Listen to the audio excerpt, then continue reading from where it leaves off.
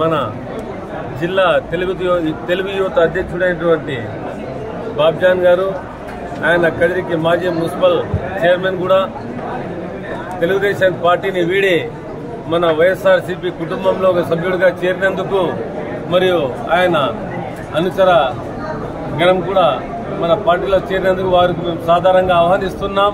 మరియు వారికి హృదయపూర్వక ధన్యవాదాలు, వారిని స్వాగతిస్తున్నాం. మన బాబ్జాన్ తెలుగుదేశం పార్టీలో చాలా కష్టపడిందే కాక ఆయన మున్సిపల్ చైర్మన్ ఉన్నప్పుడు మున్సిపల్ కౌన్సిల్ ఏర్పడడానికి మరియు ఆ పార్టీ ఎదుగుదలకు ఆయన పాత్ర చాలా ఉందని ప్రతి ఒక్కరికి తెలుసు. ఈరోజు మన జగనన్న చేస్తున్న సంక్షేమ అభివృద్ధి పథకాలను ఆకర్షితుడై మరియు ఆయనపై హత్యాయత్నం జరిగిన తర్వాత ఇంత ప్రజాదరణ ఉన్న నాయకుడు మనకు చాలా అవసరము. ఎలాంటి పరిస్థితుల్లో ఇవన్నీ మేము మళ్ళీ ముఖ్యమంత్రిని చేసుకోవాలి.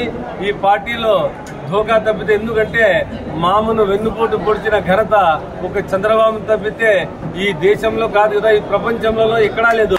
పాపకి పిల్లని ఇచ్చిన మామ ఆయనకే వెన్నుపోటు పొడిచిన ఘనత ఒక చంద్రబాబుకే దక్కుతుంది. కాబట్టి ఇవన్నీ ఆయన ఆలోచించి మన ముఖ్యమంత్రి జగనన్న మళ్ళీ ముఖ్యమంత్రి కావాలని, ఈ సంక్షేమం ఇంకా పండాలని ఉద్దేశంతో ఆయన మా పార్టీలోకి రావడం జరిగింది.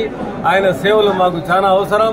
రానున్న ఎన్నికల్లో ఆయన తన వంతు పాత్ర పోషించి తప్పకుండా నా విజయానికి ఆయన దోహదపడతారని మరియు మన ఎంపీ అభ్యర్థి శాంతమ్మక్క విజయానికి కూడా చాలా కృషి చేస్తారని నేను ఆశిస్తున్నాను.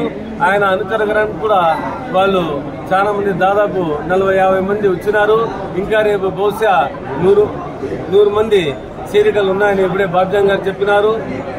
2-3 రోజుల ముందు మన యూనుస్ అయితే గాని,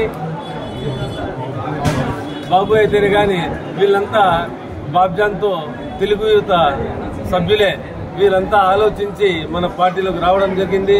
వారికి నా హృదయపూర్వక అభినందనలు తెలియజేసుకుంటూ వచ్చే ఎన్నికల్లో వాళ్ళు తప్పకుండా నా విజయానికి కృషి చేసి జగనన్న సైనికులుగా వీలుగాని తయారవుతారని ఆశిస్తూ నేను ఈ అవకాశం ఇచ్చిన అందరికీ ధన్యవాదాలు తెలియజేస్తున్నాను. జై జగన్, జై జగన్. టీడీపీని ఓడించడానికి మేమంతా సిద్ధం.